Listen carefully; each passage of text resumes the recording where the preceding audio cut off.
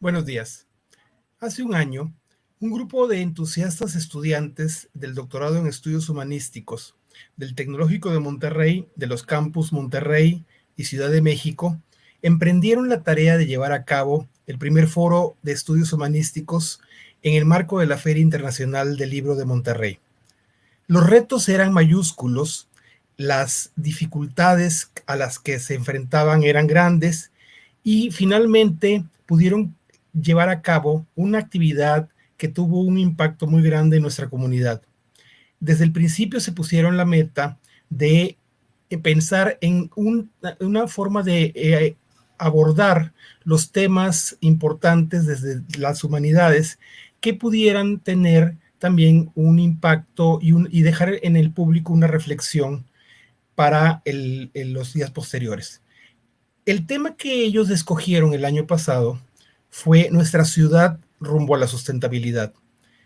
La preocupación en aquel entonces era cómo llevar a las ciudades a ser sustentables, cómo hacer la vida en comunidad cada vez más equilibrada, cómo reflexionar acerca de la ciudad, de los espacios, de la convivencia, del contacto humano.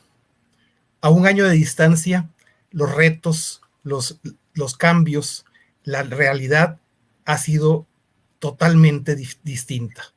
Y estamos ante una nueva etapa y estamos ante un nuevo foro de estudios humanísticos. Ese segundo foro de estudios humanísticos se enfrentó a las dificultades lógicas que hemos vivido todos los seres humanos durante el año que llevamos corriendo, este año 2020.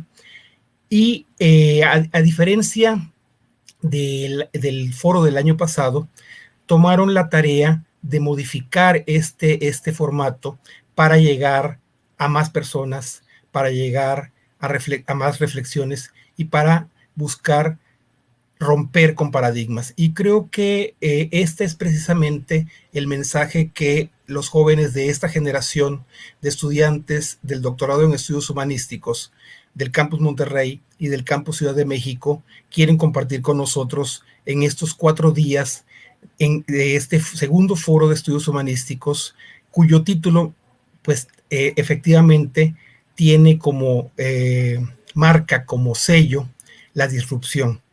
Será un foro disruptivo, será un foro que rompa con los paradigmas, que se enfrente a desafíos y que logre obtener un aprendizaje de ellos. A lo largo de 4 jornadas vamos a tener, como en el foro anterior, diferentes actividades relacionadas con las 4 líneas de investigación que integran al doctorado en estudios humanísticos. Por parte de la línea de comunicación y medios, vamos a iniciar este segundo foro en la primera jornada.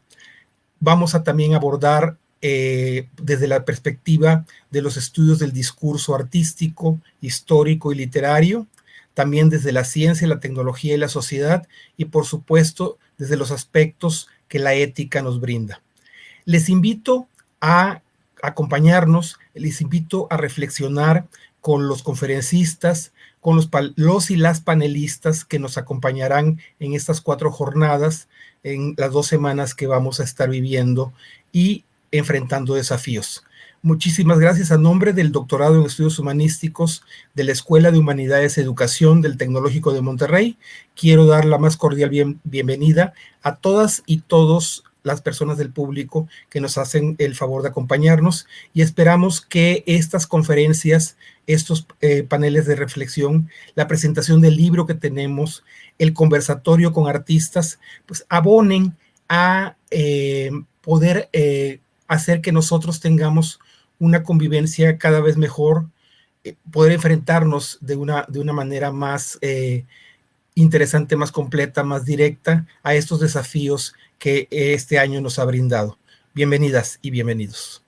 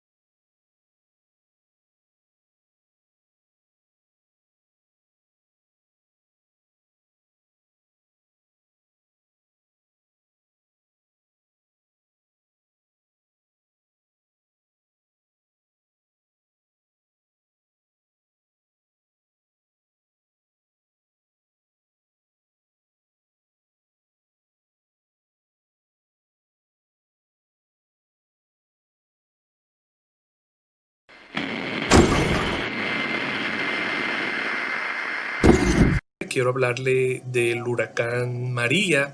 Aproximadamente 10 días antes del huracán María nos había impactado el huracán Irma. Estuvimos sin luz por aproximadamente 8 o 9 días.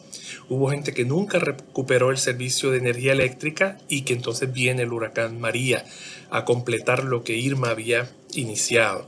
Yo en esos momentos me encontraba en un proceso de preparación preoperatoria para un cáncer de riñón que se me había diagnosticado 2 meses antes. Llega María y todo eso se detiene.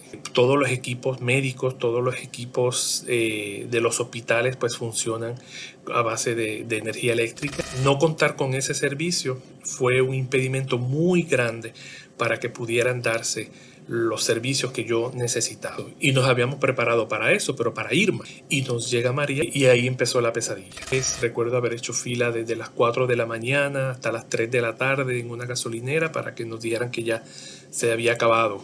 Recuerdo la primera vez que pues, tomé agua fría, casi después de un mes y medio. El primer desayuno caliente, como al mes también.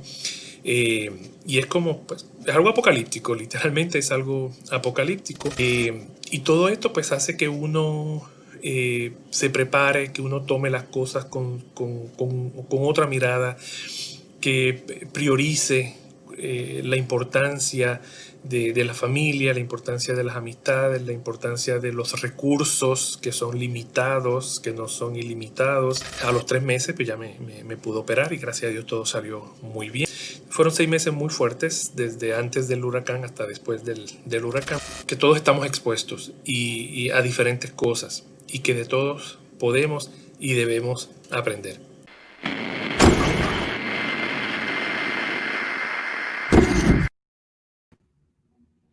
Muy buenos días a todos, bienvenidas y bienvenidos a este segundo foro de estudios humanísticos. Me da mucho gusto saludarlos y saludarlas y que nos acompañen a lo largo de esta jornada. Por favor, los invito a participar con el hashtag ForoDEH para que ahí nos hagan todos sus comentarios, todas sus preguntas para esta primera participación y poder estar en constante comunicación con ustedes. Me dará mucho gusto leerlos y poder estar al tanto, establecer esta comunicación de ida y vuelta con ustedes. Me da mucho gusto ser el primer presentador de esta mañana para inaugurar la línea de comunicación y medios. Sin duda es una línea que estará cada vez más vigente con nosotros, dada esta aceleración digital que estamos viviendo por el confinamiento. Y para lo cual me complace presentar al doctor Raimundo Padilla, que será aquel que nos va a presentar su ponencia del día de hoy. Y el doctor Padilla es licenciado en Letras y Periodismo, es maestro en Historia y doctor en Antropología por el Centro de Investigaciones y Estudios Superiores en Antropología Social en la Ciudad de México. También es miembro del Sistema Nacional de Investigadores Nivel 1, es líder del Cuerpo Académico sobre Estudios Históricos de la Universidad de Colima, es autor de libros, documentales, ha escrito capítulos de libros y artículos de difusión y divulgación científica, es investigador de tiempo completo en la licenciatura en Periodismo de la Facultad de Letras y Comunicación, de la maestría en Arquitectura de la Universidad de Colima y además del doctorado en Gestión de Riesgos y Desastres de la Escuela Nacional de Protección Civil en Chiapas. Sus investigaciones tienen los enfoques constructivista y de la historia ambiental, además del periodismo de riesgos desde la gestión integral de riesgos de desastres. Leí con mucha atención el artículo que nos va a presentar la ponencia del doctor Padilla, pues habla justamente sobre los paradigmas comunicativos frente a los desastres y su prevención. Y reflexionaba sobre los años que trabajé en la industria y la cantidad de colegas que hemos cubierto desastres naturales, y todo lo que él ponía en su artículo era de bastante reflexión y nos invitaba justamente a ponernos los que hacen cobertura, los colegas que hacen cobertura sobre fenómenos naturales, sobre desastres, desde otra perspectiva. Así es que los invito para que permanezcan con nosotros y por favor, doctor Padilla, es tu palabra. Muy bien, muy buenos días. ¿Sí me escuchan? Bueno, pues primeramente quisiera agradecer al doctor Maximiliano Mesa, a usted, doctor Jorge, y a todo el equipo que hace posible este segundo foro de estudios humanísticos del Tecnológico de Monterrey. De verdad me parece sumamente importante traer estas reflexiones a estos espacios académicos y aunque siempre estamos vinculados con los estudiantes, pues también los congresos nos permiten vincularnos con otros estudiantes de diferentes instituciones en nuestro país y en el extranjero y de verdad que uno lo hace con muchísimo cariño y espero no defraudarlos. Me siento obviamente muy halagado por la invitación y espero insertar en ustedes la curiosidad por estos temas que en cada uno de nosotros, los que nos dedicamos a este tipo de investigaciones, pues han sido trascendentes, han sido importantes. Consideramos que aliviar un poco el dolor ajeno es relevante y que existen maneras para prevenir los desastres. Sin embargo, pues es difícil crear conciencia, como ustedes lo están corroborando en nuestros tiempos. Es difícil crear una conciencia en la sociedad para que desarrolle una mejor perspectiva preventiva y se protejan a sí mismos y a sus familiares y su patrimonio. Pero bueno, cuando me invitaron a participar, pensé en vincular los temas que solemos tratar en las humanidades, específicamente en la historia, con las ciencias sociales y la antropología en particular, para hablar de esto de los paradigmas comunicativos y sus disrupciones, que de alguna manera nos revelan desde una perspectiva interdisciplinaria y cultural la comprensión de los desastres y su prevención a lo largo del tiempo. Entonces, en ese sentido, voy a explicar desde una perspectiva de larga duración, obviamente con los riesgos que eso implica, porque son periodos muy largos, habrá muchos comentarios seguramente de parte de ustedes, muchas inquietudes, falta de enlace en distintos temas, pero eso es totalmente comprensible y asumo la responsabilidad, porque al hablar de periodos muy grandes es difícil vincular tantos eventos en común, ¿sí? Y tener una idea clara de todo lo que ha sucedido a lo largo de la historia. Sin embargo, yo creo que sí nos servirán estas imágenes para sentar al menos las bases de una posible reflexión más profunda, que espero que así se logre al terminar mi intervención. La siguiente diapositiva, por favor. He decidido organizar esta presentación en varios temas que ustedes están viendo en la pantalla. Ahorita a lo mejor no le representan gran cosa, ¿no? Tienen que ver con lo pictórico, con un enfoque providencialista, ilustrado, naturalista, ingenieril, alternativo y de gestión integral del riesgo y el desastre. Digamos, esos son los temas que le dan estructura a esta presentación. La siguiente. Y bueno, para iniciar quiero proponerles una reflexión acerca de qué es un desastre. Para ello me remitiré a una frase que muestra que el desastre, el caos, ¿sí?, fue el inicio de todo lo que conocemos. Al menos así se interpreta desde una perspectiva bíblica o religiosa. Actualmente ya pensamos distinto, pero sin embargo esta es una de las grandes frases que han marcado a la historia de la humanidad. Actualmente se entiende desde el enfoque histórico y antropológico que los desastres son la cristalización de grandes procesos que ocurren en el tiempo.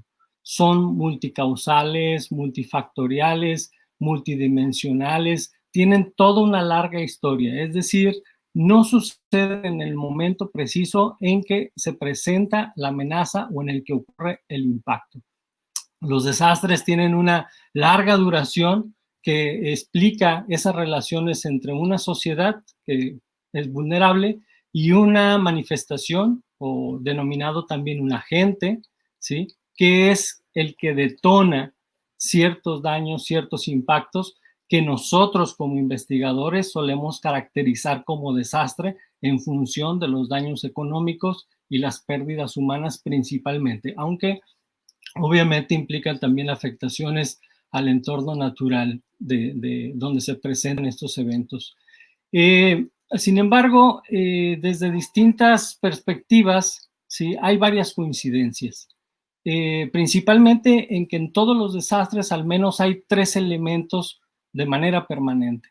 Por un lado, un agente detonante, sí, ya lo mencionaba hace un momentito, es decir, una amenaza, una manifestación natural que se vuelve amenaza bajo ciertas condiciones después de que rebasa un umbral particular de tolerancia por parte de la sociedad.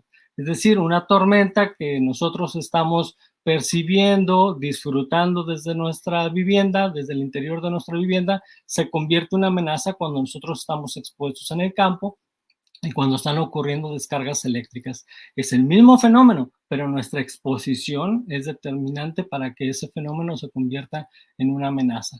También otro de los elementos que están implícitos en los desastres es la vulnerabilidad, es decir, esta condición de toda sociedad o incluso también de objetos, de espacios, de paisajes, de ser susceptibles a cierto daño, ¿sí? Ese es, digamos, la vulnerabilidad conceptualmente entendida como esa determinante que permite que un fenómeno pueda ser muy dañino en función del grado o de la intensidad o del tipo de vulnerabilidad en el que se encuentra ante ese tipo de manifestación o ante ese tipo de peligro, ¿sí?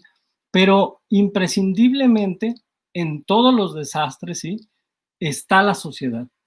Actualmente ya no hablamos de desastres naturales, ya consideramos que referirnos a los desastres naturales pues es parte de una perspectiva que ahora verán ustedes más adelante, que está obsoleta y que actualmente podemos referirnos a estos acontecimientos solamente como desastres asociados a un agente natural o a un agente antropogénico, pero ya no decimos a desastres naturales porque consideramos que es acusar a la naturaleza como la causa principal de lo ocurrido.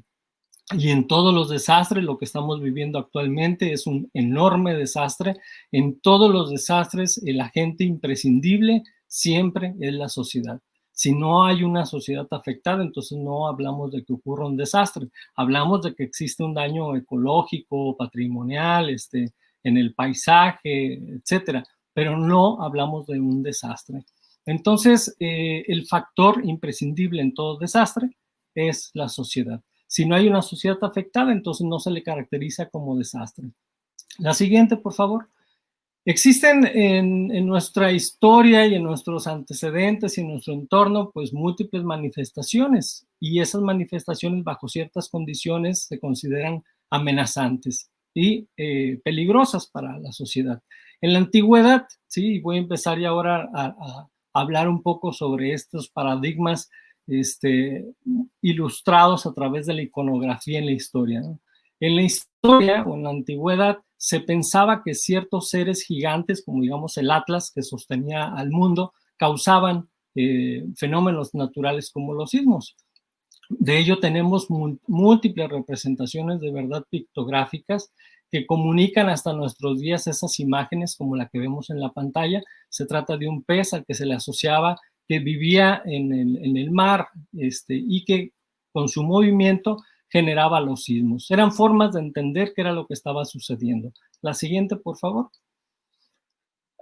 También es posible identificar en estas representaciones que han estado a lo largo de la historia monumentos, ¿sí? En el caso particular, estos monolitos en Japón que se encontraban insertados en la falda de los cerros y que indicaban con muchísima precisión a partir de dónde se tendrían que construir las viviendas. Entonces, tenemos estas representaciones de las manifestaciones naturales, tenemos también estas representaciones de alertas, de señalamientos preventivos a partir de dónde se tiene que construir y a partir de dónde se convierte peligroso ese terreno y es muy arriesgado construir viviendas. Cuando ocurrió el sismo del año 2010 en Japón, uno de los reporteros que se encontraba por la zona se encontró en algunos de los cerros estos monolitos y después de traducir sus inscripciones encontraron estos señalamientos. Recuerda la calamidad de los grandes tsunamis, no construya ningún hogar por debajo de este punto. Es decir, si nosotros ponemos atención al entorno, a la historia y a los diferentes vestigios que están del pasado, podemos encontrar estas referencias que nos advierten y que nos ayudan a prevenir eventos desastrosos. La siguiente, por favor. No todo ha ocurrido en Asia o en Europa, ¿no? También en nuestro país tenemos representaciones pictográficas de los fenómenos naturales que se han presentado. Así les pongo este ejemplo en el Códice Telleriano-Remensis, aparece esta inscripción. Les puse al lado derecho la paleografía para que ustedes puedan leerlo con bastante precisión. Dice año de 7 navajas y de 1460, según la era, vino un temblor de tierra, y es de saber que como ellos tenían que se había de perder el mundo otra vez por temblores de tierra, y van pintándolos es por años o por agüeros que anuncian, ¿sí? Entonces les tenía como agüeros, como advertencias de episodios que iban a ser funestos para las sociedades. Y su representación iconográfica la podemos ver ahí en el Tlaloyin, que es este símbolo con un ojito abierto.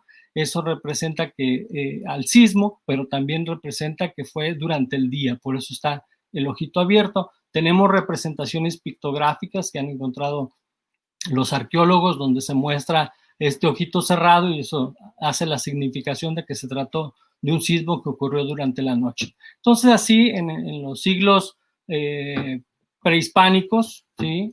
Así se representaban los sismos, y así es como sabemos hasta nuestros días los eventos que se han presentado a lo largo de la historia de nuestro país, que han sido muchísimos. La doctora Virginia García Acosta, una extraordinaria investigadora, antropóloga e historiadora, ha dedicado buena parte de su vida a la recolección de eventos sísmicos en la historia de nuestro país, y tiene una línea de investigación desde hace muchísimos años que seguramente le resultaría muy interesante a ustedes. La siguiente, por favor. Estas, digamos, eran las representaciones muy básicas que se han presentado a lo largo de la historia.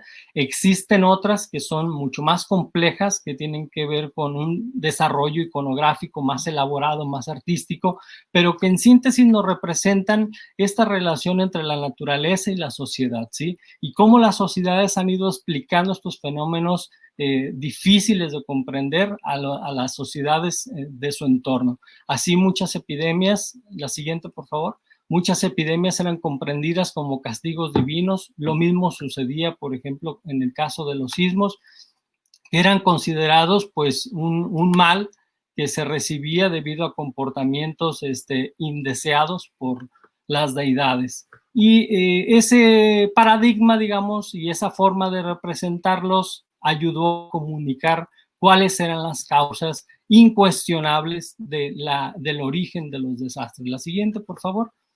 Sin embargo, bueno, al paso del tiempo se han ido desarrollando reflexiones más profundas sin perder este carácter religioso, ¿sí? Y vemos así incluso algunas publicaciones muy primigenias, muy antiguas, ¿sí? Donde ya se habla específicamente de prevención, en particular asociada contra los sismos, ¿sí? O contra las epidemias, también son bastante comunes en la literatura histórica, y son la forma en cómo se fue creando un discurso, ¿sí?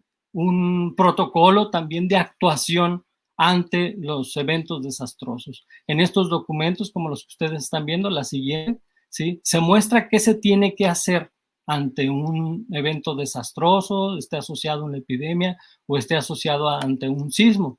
Una de las primeras estrategias simbólicas, lo he denominado yo en un artículo que publiqué en España, tiene que ver con el uso de los santos patronos. En nuestro país, los patronos están vinculados a las peores amenazas que se han padecido a lo largo de la historia, y si ustedes revisaran o preguntaran en los templos de sus comunidades cuáles han sido los santos patronos de los templos o de las parroquias principales de su entorno, pues estarían encontrando también las principales amenazas para esa sociedad.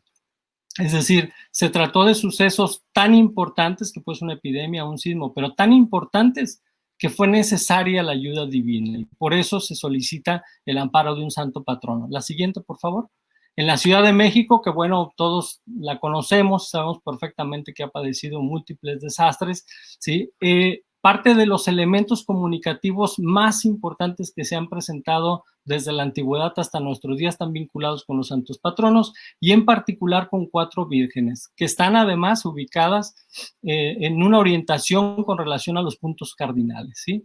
En el norte se encuentra la Virgen de Guadalupe, en el oeste se encuentra la Virgen de la Bala, al sur se encuentra la Virgen de la Piedad, y en el este se encuentra la Virgen de los Remedios. Esas son las vírgenes protectoras de la Ciudad de México. Hasta nuestros días se hacen todavía misas, novenarios y distintos eventos. Eso habla de esa labor de comunicación de un vínculo religioso, ¿sí? Providencialista, con una amenaza particular también y con un medio preventivo, aunque sea simbólico, ¿sí? En nuestro país tenemos esta particularidad de que la mayor parte de la población tiene algún tipo de religión y entonces no es de extrañarse que estas vinculaciones y que estas comunicaciones perpetuadas a lo largo de la historia están vinculadas principalmente a la religiosidad. La que sigue, por favor.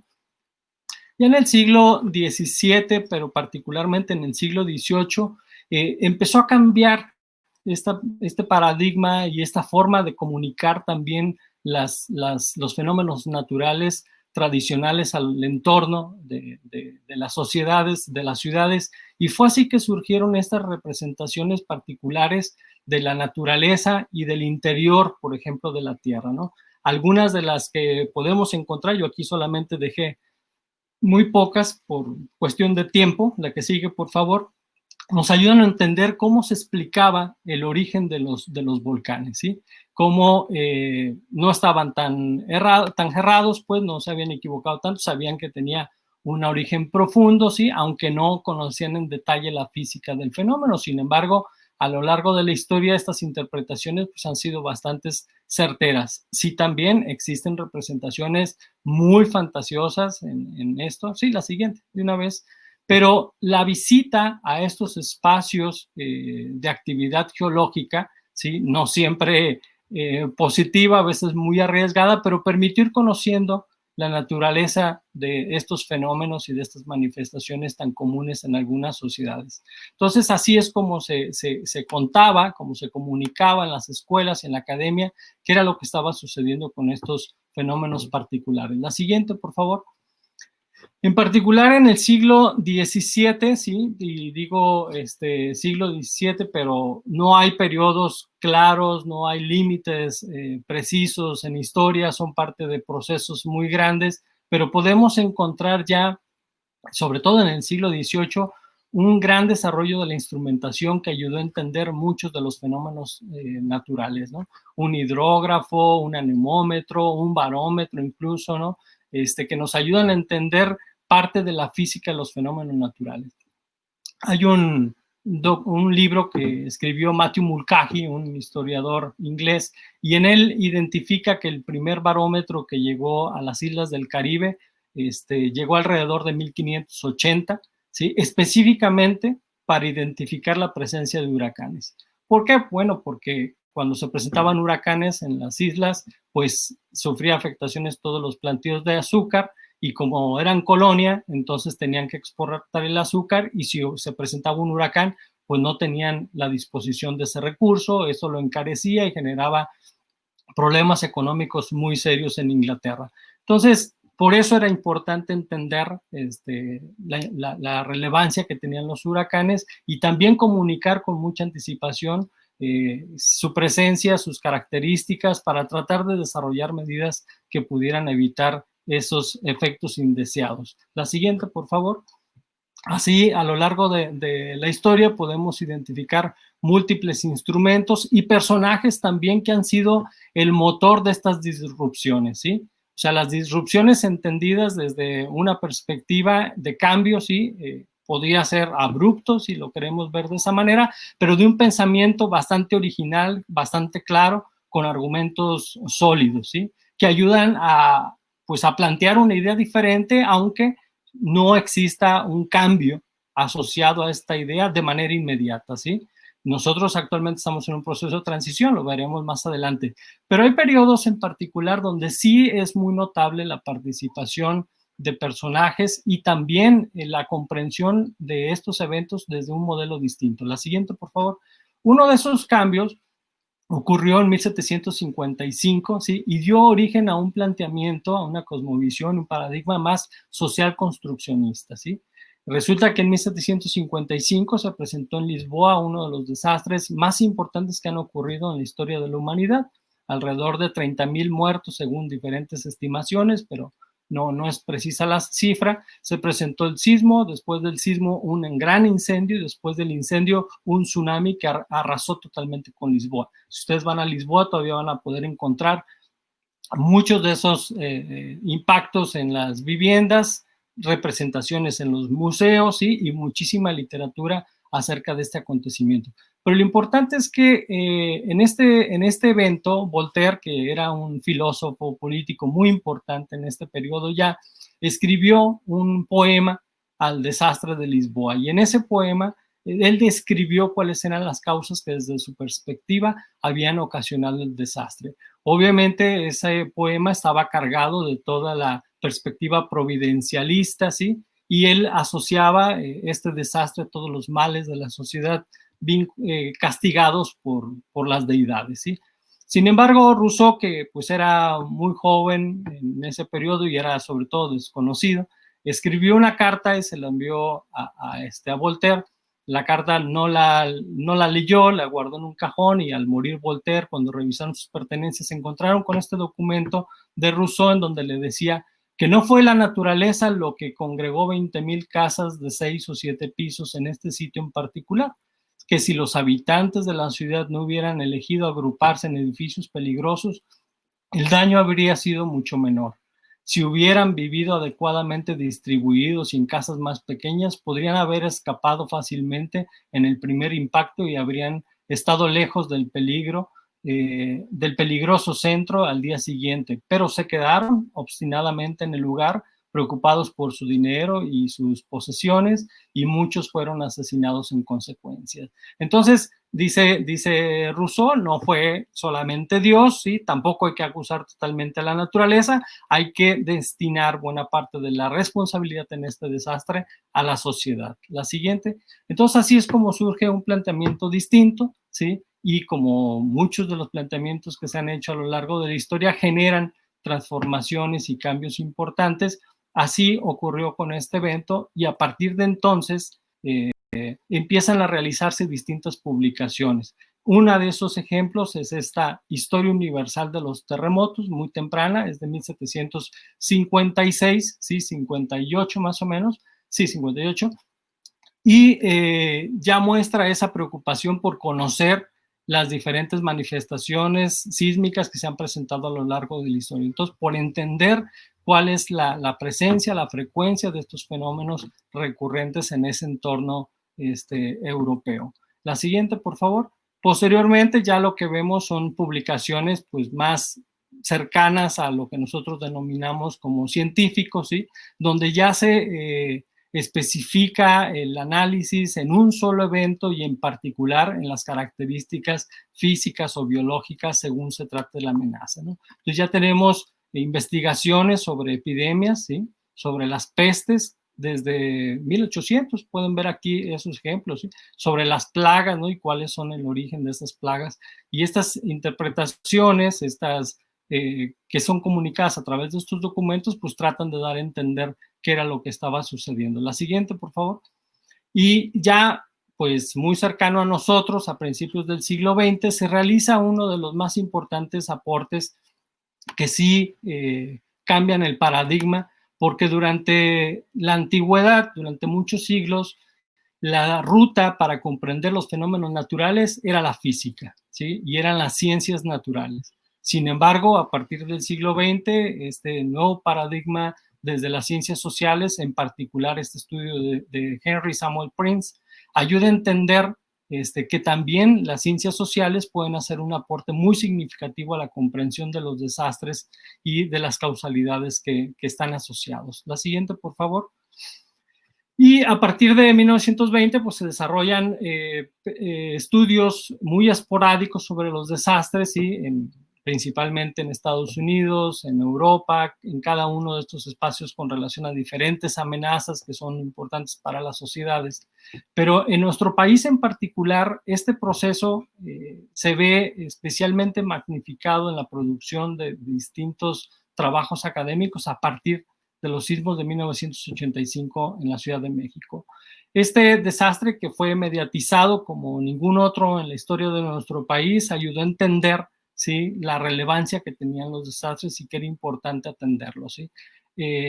Generó cambios, hubo una disrupción, indudablemente, a todo el país nos sorprendió.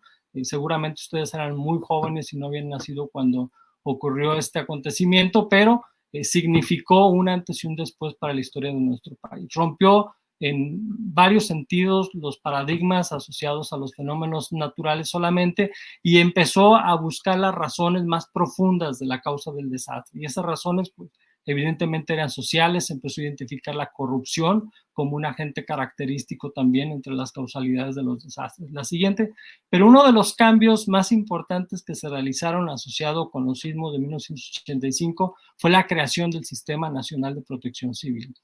A partir del Sistema Nacional de Protección Civil se institucionalizó la protección civil en lo ancho y largo de nuestro país y se fortalecieron distintos niveles de gobierno para crear dependencias particular que atendieran a la población. Ahora para ustedes es muy familiar escuchar de protección civil, estatal o municipal. Sin embargo, pues este ha sido un proceso muy largo, así que nos ha llevado más de 35 años y que hasta nuestra fecha, pues todavía hace falta bastante trabajo por realizar. Sin embargo, a partir del SINAPROC, ¿sí? Ya se crearon comunicaciones, es decir, documentos especializados muy interesantes que nos ayudaron a ver cuáles eran las manifestaciones más importantes que se presentaban en nuestro país, pero también el marco legal, también las recomendaciones, también los primeros atlas para identificar la presencia de ciertos fenómenos en nuestro entorno, ¿sí? La siguiente, por favor. Y después de estos eventos, la ONU también marcó un paradigma diferente en la comprensión de los desastres a partir del Decenio Internacional para la Reducción de Desastres Naturales, le llamaban entonces, ¿sí? Esto es importante porque hace 4 semanas, 3 semanas, no más, Mami Mamitsuro, la directora de la Oficina para la Atención de Desastres en la ONU, ¿sí? Declaró de manera literal que no existen los desastres naturales. Y explicó esto que les estaba yo mencionando hace un momento, de que las causas de todos los desastres siempre son sociales. Y entonces, después de varias décadas de insistir desde un enfoque social y humanista en que las causas de los desastres son sociales, por fin la ONU, la agencia internacional más importante, reconoce esto, ¿sí? Y lo va a utilizar ahora como parte de los modelos institucionales de comunicación a través del mundo. La siguiente, por favor.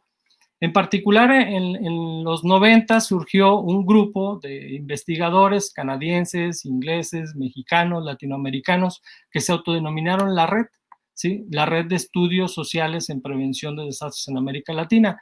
Y pues indudablemente ha influido muchísimo el pensamiento desde Latinoamérica para el mundo. Tan así que buena parte de los fundadores de este grupo de la red, entre ellos Alan Label, Andrew Maxray, Elizabeth Mancilla, Ramírez, Virginia García Costa, Anthony Oliver Smith, en distintos momentos fueron llegando a la red, no todos al mismo tiempo, pero buena parte de ellos sí, generaron un enfoque interdisciplinario, pero también un cuerpo teórico y conceptual que ha sido muy influyente para Latinoamérica y para el mundo. Ellos coincidieron con esta perspectiva de Rousseau en cuanto a que la causa de los desastres está en la sociedad y que es en la sociedad donde tienen que verse estos agentes particulares que más que naturales son sociales y que están vinculados a la vulnerabilidad como esta condición que hace susceptible a una sociedad de sufrir daños. Entonces esto fue parte de un nuevo enfoque, ¿sí? También influido por distintas lecturas, en particular la de Kenneth Hewitt, Interpretations of Calamity, donde habla acerca de estos enfoques tradicionales en la comprensión de los desastres y el surgimiento de un modelo alternativo o de la vulnerabilidad en el que se inserta la creación de esta red. Entonces, la siguiente, por favor. Este nuevo enfoque ya planteó, como ustedes lo podrán ver, una nueva forma de representar los desastres, ¿sí? Y también las etapas por las que se tiene que enfrentar la prevención o se tiene que desarrollar la prevención, mejor dicho, ¿sí? De manera muy práctica, dividiéndolo antes, durante y después, pero también luego con mayor complejidad, identificando procesos más específicos como la rehabilitación, la reconstrucción, la prevención, la resiliencia incluso, ¿sí? Y cómo fortalecer medidas para evitar los desastres. La siguiente, por favor, ya estoy terminando. Bueno, uno de los enfoques más relevantes de los paradigmas también que han funcionado de manera más efectiva en México y que han servido de ejemplo para el mundo ha sido, junto con el SINAPROC, la creación del FONDEM, el Fondo de Desastres Naturales, que así se llamaba en un principio, hay que entenderlo por el periodo en el que fue creado, ¿sí? Pero a través, lo importante es que esta ha sido una de las principales herramientas económicas para atender las circunstancias relacionadas con los desastres.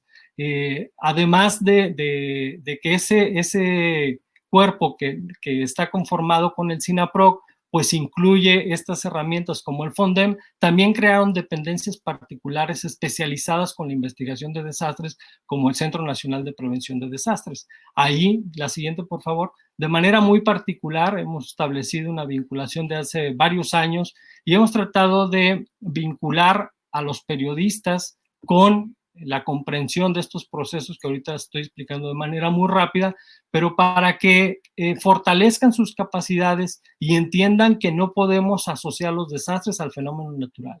Es común que en las noticias periodísticas ustedes lean, ¿sí? Debido el huracán mató 50 personas, el huracán inundó, el huracán destruyó la vivienda. Y pareciera como muy claro, como muy lógica la relación, sin embargo no lo es.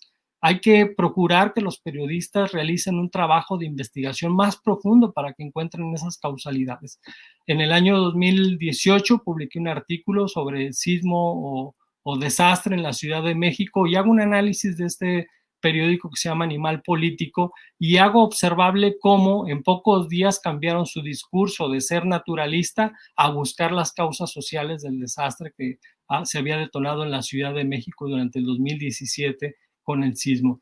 Y es así debe ser, o sea, tenemos que buscar esas causas de fondo que son siempre sociales. Y hemos realizado en el CENAPRED algunos eventos con la participación de múltiples periodistas nacionales e internacionales de los medios más importantes de nuestro país. La siguiente, han sido muy receptivos y se han creado múltiples productos también que comunican las manifestaciones naturales y las causas de estos eventos. Pueden consultarlos ustedes a través de la página del CENAPRED. Su director, el ingeniero Enrique Guevara, es muy generoso y puede establecer vinculación con todas las instituciones de nuestro país y han generado productos audiovisuales y gráficos muy atractivos como infografías que pueden ser comprensibles para cualquier persona. La siguiente, por favor. Sin embargo, pues bueno, también actualmente estamos viviendo un paradigma que no sabemos hacia dónde nos pueda llevar, ¿sí? Con la desaparición de fondos que se dedicaban específicamente para la investigación, por un lado, pero también para la prevención y para la atención de los desastres, sobre todo para el trabajo de respuesta. Entonces, miles de efectivos que se dedicaban a la respuesta, atención de emergencia y que contaban con recursos, pues ahora no es seguro de dónde van a surgir ese dinero, ni tampoco la administración o la burocracia que los va a hacer efectivos, ni el tiempo en el que estarán disponibles, ¿no? Estamos viviendo un proceso de transición, no diré más sobre el caso, hay que dejar que también que el tiempo nos explique un poco la razón de los cambios y cuáles son sus consecuencias, pero mientras tanto, pues tendremos que estar a la expectativa de cómo se puede tratar de evitar el dolor ajeno y tratar de disminuir las pérdidas asociadas con los desastres. Yo creo que con las pocas evidencias que les he mostrado ahorita y de manera tan rápida podemos pensar que los desastres no son naturales y que son en su mayoría asociados a causas sociales y que definitivamente a lo largo de la historia se han presentado diferentes paradigmas y que los procesos de comunicación están representados a través de diferentes manifestaciones iconográficas, a manera de monolitos, a manera de hemerografía, a través de productos audiovisuales, etcétera. Entonces, pues hasta aquí mi participación. La siguiente. Zenone, Vero, Eben Trovato dicen, es difícil llevar un relato tan grande, pero espero que les genere ciertas inquietudes y que sigan reflexionando sobre estos temas que para nosotros nos parecen muy relevantes. Muchísimas gracias por su atención.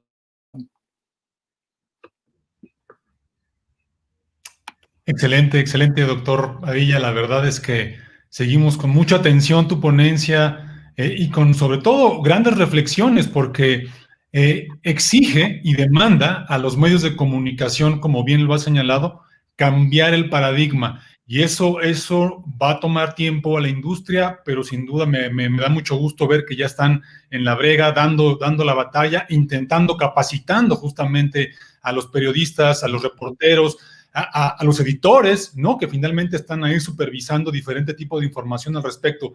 Me da mucho gusto. Doctor, ayúdeme a entender si me quedé bien con el tema. La piedra de toque de tu ponencia está en la prevención, si entendí bien. Pero año con año escuchamos en diferentes estados de la República que se repiten estas inundaciones, estos destrozos sobre casas, sobre que se ponen la vereda de los ríos. ¿Dónde dónde se tiene que poner el mensaje justamente para poder incidir en lo que dices de la prevención? Porque por un lado, pues los medios reportan lo que pasa sin reparar justamente en todo esto, y por otro, se presentan los fenómenos año con año. Si nos puedes ayudar a esclarecer este punto, doctor.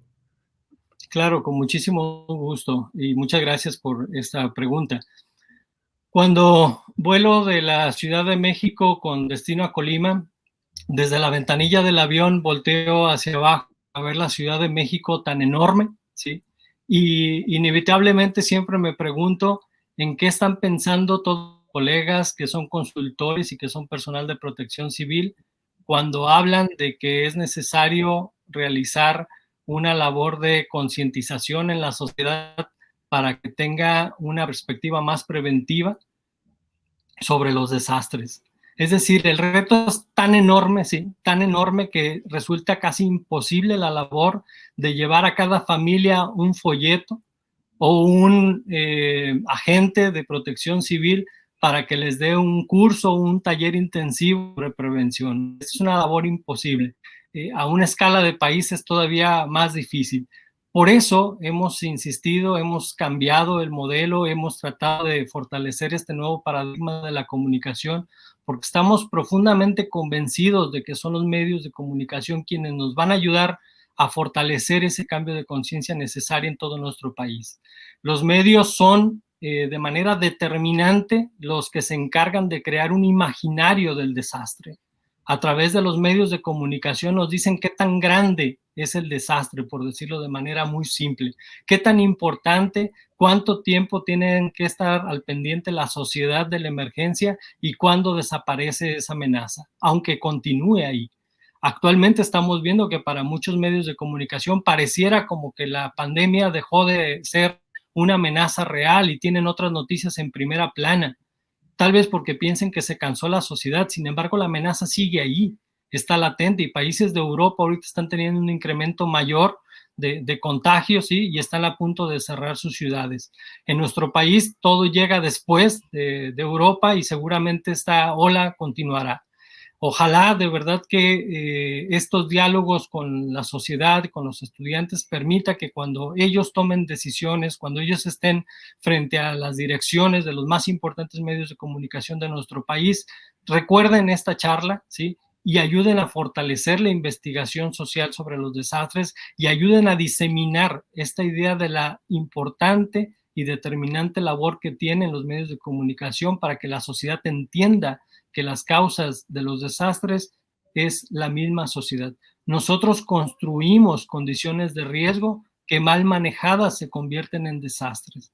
Nosotros como sociedades podemos vivir mucho tiempo conviviendo con un riesgo, con un peligro, por eso vivimos junto al Popocatépetl, pero que se convierta en un desastre depende de la sociedad. Si se acerca a vivir muy, muy, muy cerca del volcán, pues seguramente se verán afectados. Entonces, nuestra sociedad es la que determina el grado de exposición ante las amenazas y las consecuencias peores también. Por supuesto, leí con mucha atención tu artículo sobre el análisis cualitativo que haces de las notas en Animal Político y reflexionaba, estos grandes medios electrónicos, en particular las televisoras, cuando sucede un desastre lo que queremos es ver, no todavía queremos observar la magnitud, como dices, la dimensión del fenómeno. ¿Qué recomendaciones, qué sugerencias podrías hacer a estos colegas que van a la cobertura porque pues les toca, ¿no? Los mandan, están en el swatting de cobertura, le dicen, mira, está Gamma, está Delta en Cancún, vas a la cobertura, pero no están reflexionando justamente tus paradigmas, el enfoque que le estás dando. Algunas reflexiones que les quisieras compartir a los estudiantes que tomarán los micrófonos y a los colegas que ya están en campo. Claro, con muchísimo gusto. Yo creo que uno de los problemas que tienen actualmente la mayoría de los medios de comunicación es precisamente que se quedaron en el paradigma obsoleto de los desastres naturales.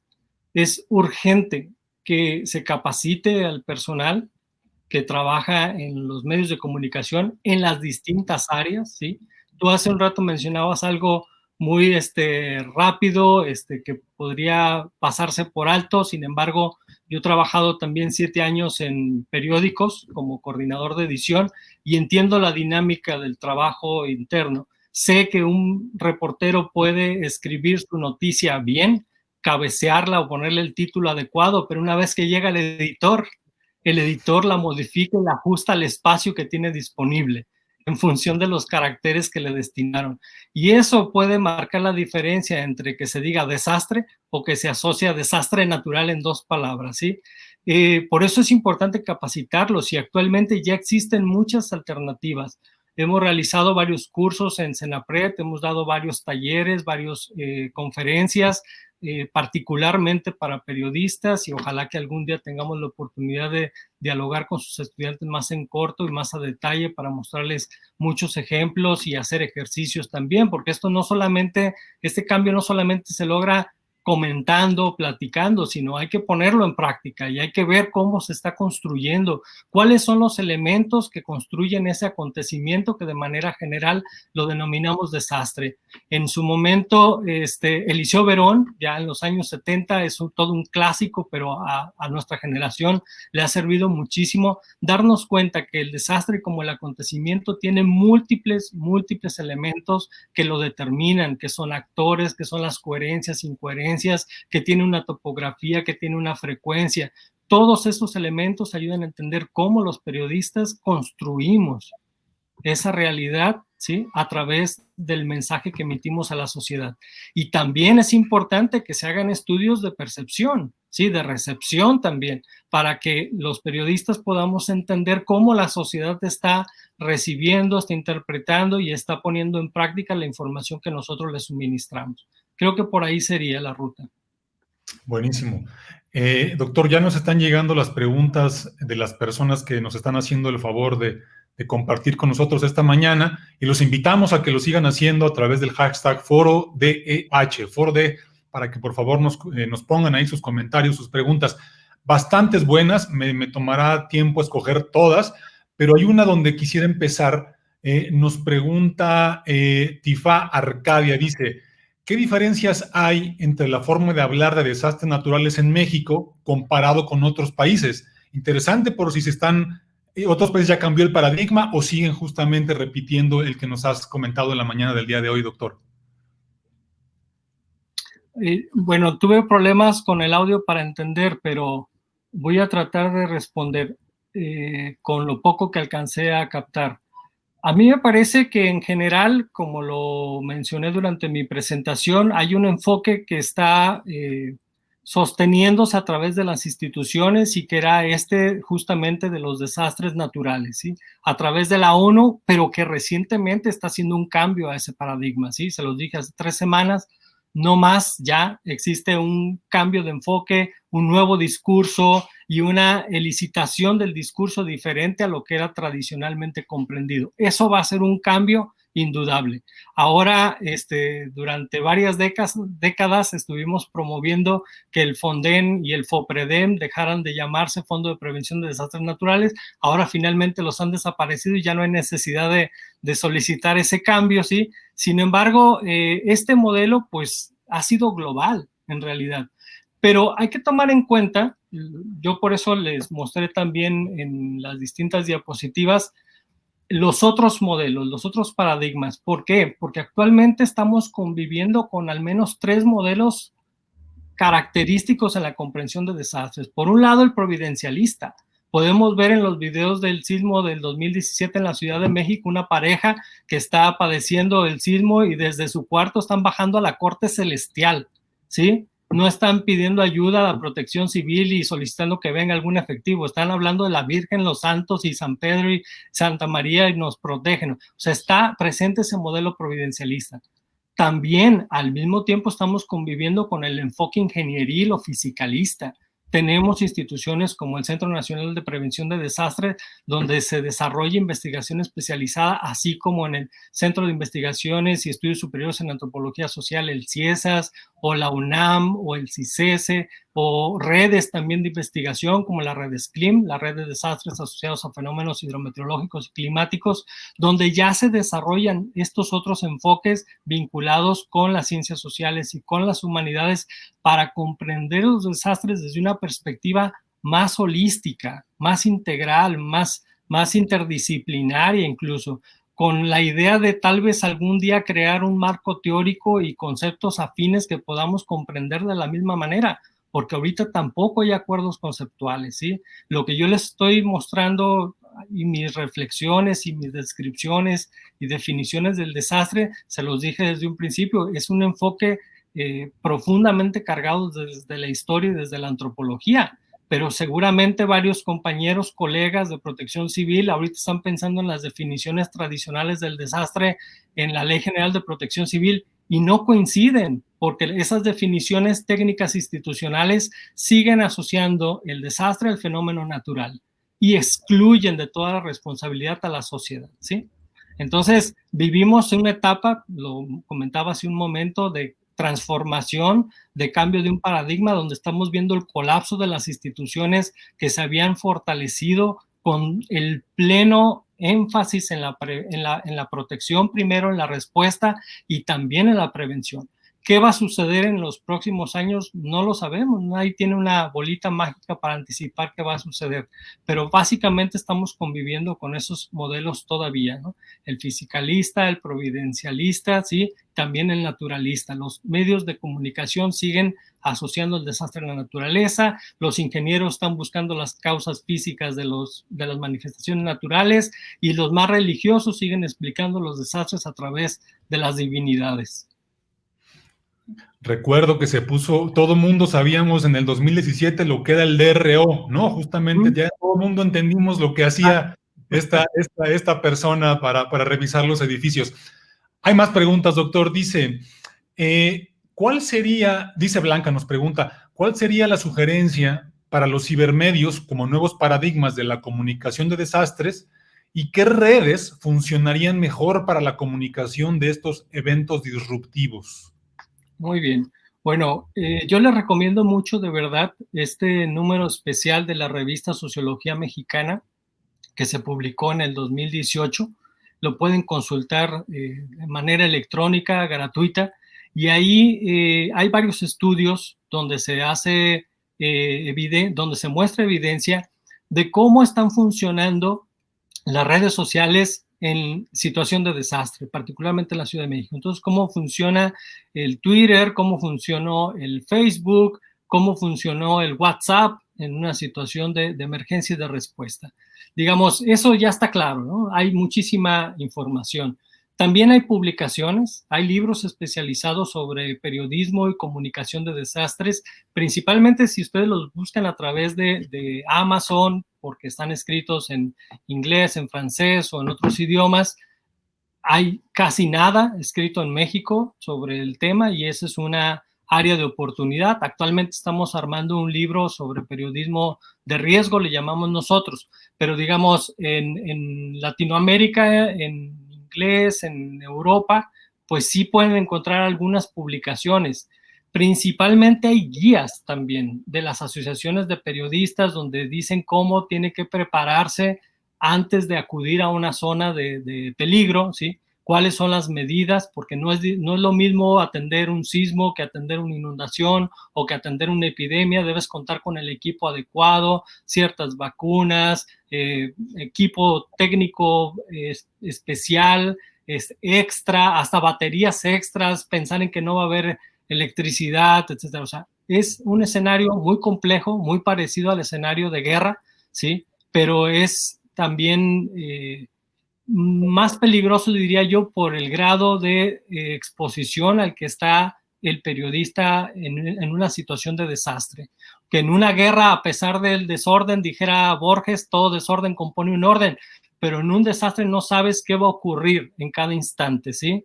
Y el movimiento de un sismo pues abarca extensiones muy grandes y es inevitable que te puedas proteger. En una guerra sabes dónde pueden caer las bombas o los misiles y sabes cuáles son las zonas de resguardo.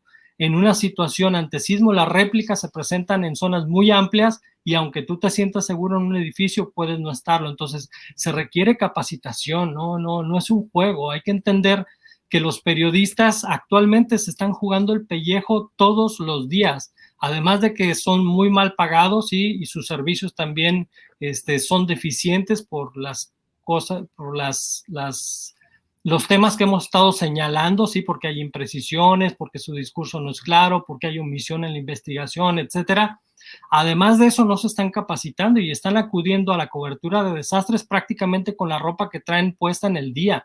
Entonces, así vemos en las imágenes, en los enlaces, por reporteras que van con falda y zapatilla a cubrir una inundación y tienen que sacarlas cargando literalmente en hombros la misma población, o que se inundan en pozos y ellos pueden convertirse en las víctimas.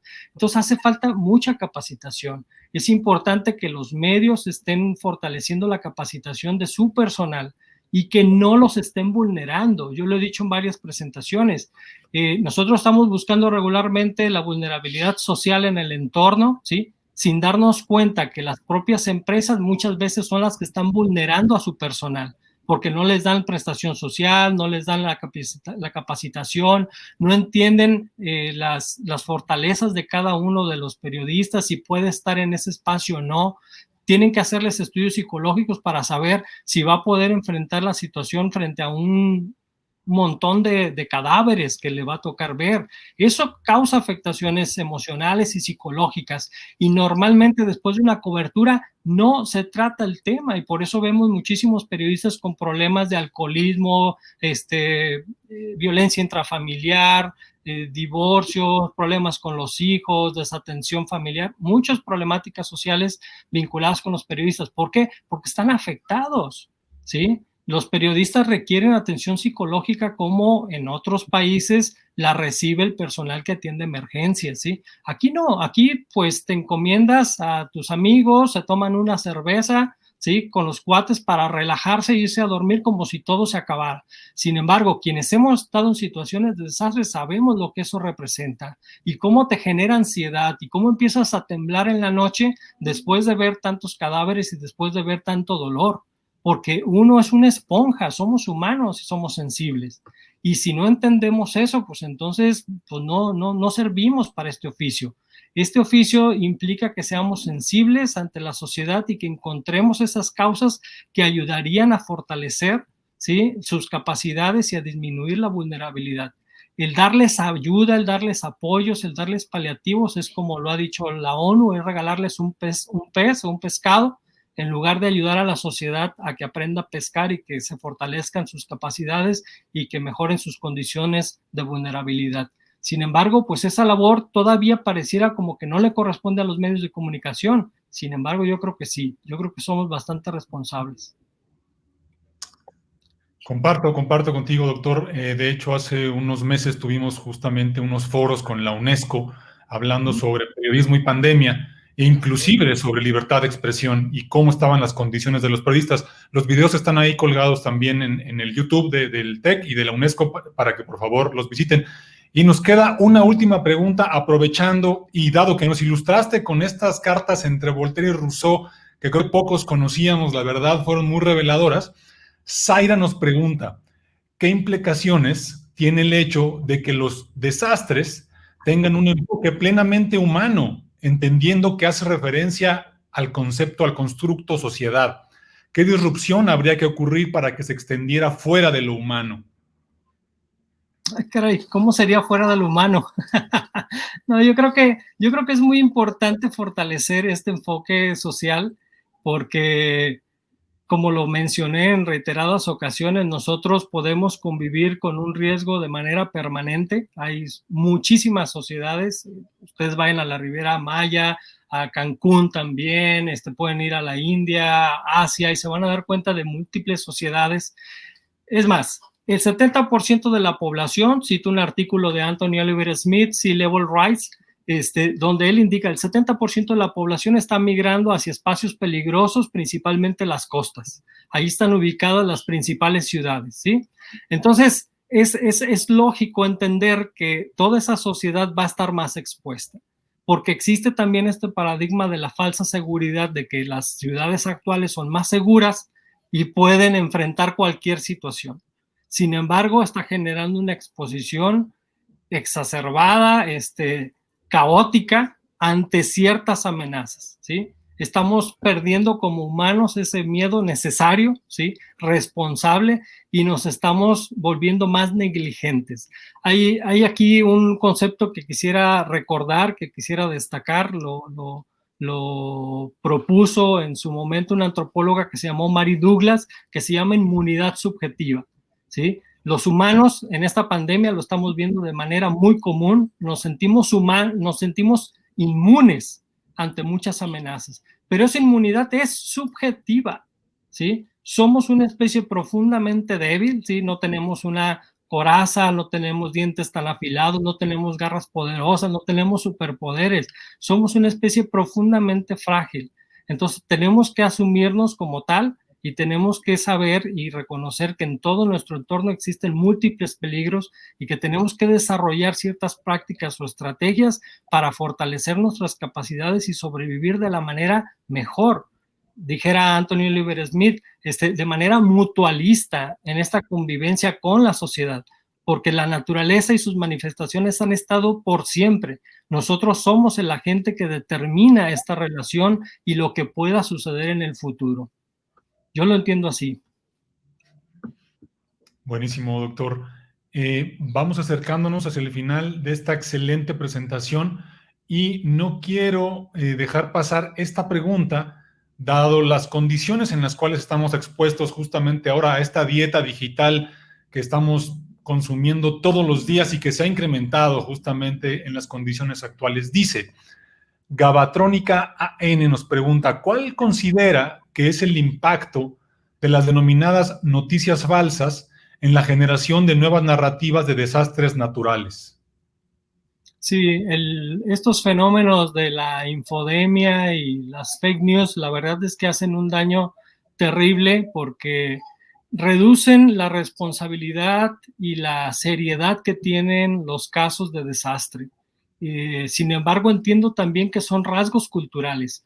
Hay un libro que a mí me encanta que se llama Cultures of Disasters, que lo escribió un investigador, historiador neozelandés que se llama Greg Pankow, y él establece una serie de criterios analíticos muy interesantes para la cultura filipina, que tiene también muchas similitudes con la mexicana, ¿no? Por eso traigo a colación el tema. Es común que los filipinos desarrollen chistes de la tragedia. Seguramente les va a aparecer en la mente ahorita alguna anécdota en cuestión, ¿no? No quiero ahorita mencionar ningún chiste porque hay ejemplos muy negros, la verdad, sí, pero eso es un rasgo cultural que tenemos nosotros como sociedad. Hacemos chistes hasta de la peor tragedia. Tratamos de entender lo que está sucediendo a partir de nuestros referentes. Y nuestros referentes muchas veces se vuelcan en representaciones que para algunos pueden ser graciosos. Y ahí están los memes, y están las infografías, y ahí está la información tergiversada, y ahí están las fake news. Y para algunos es gracioso. Sin embargo, para las autoridades, para los consultores, para los grupos de profesionales de protección civil y de gestión integral de riesgos y desastres, son un problema. ¿Por qué? Porque sucede algo muy similar con los mitos, ¿sí? Con los rumores. Un especialista puede ir a una zona de peligro y decirle a la sociedad, ¿saben qué? Aquí existen condiciones para que se presente una erupción volcánica, por favor, aléjense. Pero si las personas creen más en las divinidades, creen más en que la montaña les va a hablar, creen más en los mitos, o en que es que nos avisaron ya, nos dijeron que aquí no va a pasar nada, creen más en esos rumores, se van a quedar. Ya hay estudios sobre ese tema. Luis G. Urbina escribió un libro muy interesante donde habla sobre las universales en la percepción del riesgo y cómo las sociedades, si tienen que hacer cambios radicales, prefieren no hacerlos, cómo si ocurre un desastre piensan que no puede ocurrir otro desastre en pocos días. O sea, una serie de interpretaciones que están vinculadas a esto que yo mencionaba hace un momento de la inmunidad subjetiva. Creemos que no nos puede ocurrir a nosotros. Creemos que eso es motivo de burla, que es motivo para reírnos, y así de manera más familiar estamos accediendo a esa información. Digo todos, porque a todos nos llega. Sin embargo, yo sí creo que es muy responsable hacer ese tipo de publicaciones. Me parece inaceptable. Me parece que las instituciones están padeciendo mucho la ola de información falsa y que todavía no se han desarrollado estrategias específicas para enfrentarla. Ahora con la pandemia se crearon sitios internet donde uno puede consultar la información más especializada, más institucional, pero no está escrita para un público general, ¿sí? Por más que quieran hacer caricaturas de la sana distancia, etcétera, pues son inadecuadas para vincular con la cultura mexicana, creo yo. Me parece que es notable que hace falta ahí la participación de muchos egresados de escuelas de gestión integral de riesgos y el desastre que tienen un enfoque más holístico y más interdisciplinario para atender los desastres que están ocurriendo. Y ellos tienen un perfil mejor para saber cómo manejar desde el ámbito de la comunicación los mensajes más adecuados para la población. Tienen también ejercicios, ejemplos, la experiencia para crear información accesible a la sociedad y contrarrestar esas olas de desinformación que generan las fake news y estos otros fenómenos mediáticos. Pero hace falta mucha investigación, ¿eh? Ahí hay de verdad que varias investigaciones que ojalá que alguno de ustedes la realicen, porque no tenemos muchos datos de cómo están comportando, su duración, su impacto, la respuesta de la sociedad. Hace falta mucho trabajar en realidad. Interesantísimo, doctor. Aquí nos podríamos, la verdad, hablar otro buen tanto sobre las plataformas, sobre la democracia, sobre la afectación al respecto y sobre todo también lo que comentaste de cómo esto está minando la credibilidad de muchas personas y de muchas colegas periodistas que también hacen su labor para contrarrestar justamente estos efectos. Fue una gran mañana que nos acompañaron. Doctor, gracias por tu participación. Aprendimos de todo, de historia, de paradigmas. Fue una mañana muy enriquecedora, de cobertura, por supuesto, para todos los colegas. Y ya te estaremos invitando en eventos posteriores a la carrera de periodismo, inclusive para que nos expongas estos nuevos paradigmas tan interesantes que nos compartiste esta mañana. Termino haciéndote llegar de manera digital en este momento esta constancia que te expide el Tecnológico de Monterrey a través de la Escuela de Humanidades y Educación, por tu participación como expositor en esta gran conferencia, Paradigmas Comunicativos frente a los Desastres y su Prevención, en el marco del segundo Foro de Estudios Humanísticos y Disrupción de Paradigmas, Encuentros y Desafíos, que tuvo lugar el día de hoy de México para todo el mundo. Gracias, doctor Raimundo. Fue un placer tenerte esta mañana por compartir toda tu investigación y toda tu experiencia y sobre todo tu capacitación. Te estaremos dando puntual seguimiento al respecto. ¿Tienes alguna página, algunas redes donde te podamos seguir, que podamos estar al pendiente de tus publicaciones? Sí, claro. Tengo por ahí un sitio en academia que pueden consultarlo. Ahí están varias de mis publicaciones más recientes. También pueden escribirme a ese correo electrónico y con mucho gusto les paso enlaces. Tengo mi canal en YouTube, que no lo incluí aquí, pero que pueden buscarme así, Raimundo Padilla Lozoya, y ahí están bastantes audiovisuales, conferencias, talleres incluso que he dado. Ahí están de forma gratuita para todos los que quieran consultarlo. Y bueno, pues siéntanse con toda la confianza de verdad para comunicarse con su servidor. Yo estoy totalmente abierto y a disposición de ustedes. Creo que entre mejor podamos fortalecer las capacidades de todos nuestros estudiantes, tendremos una mejor sociedad en el futuro. Quiero agradecerle muchísimo a ti, Jorge, en particular al doctor Maximiliano Mesa y a todo el equipo que hizo posible este foro extraordinario, de verdad.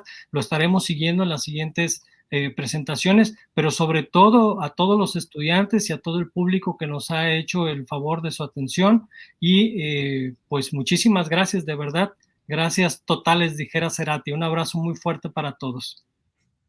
Muchísimas gracias, doctor. Seguimos pendientes con la programación del día, estamos en comunicación y sigan por favor el foro en el hashtag. Gracias.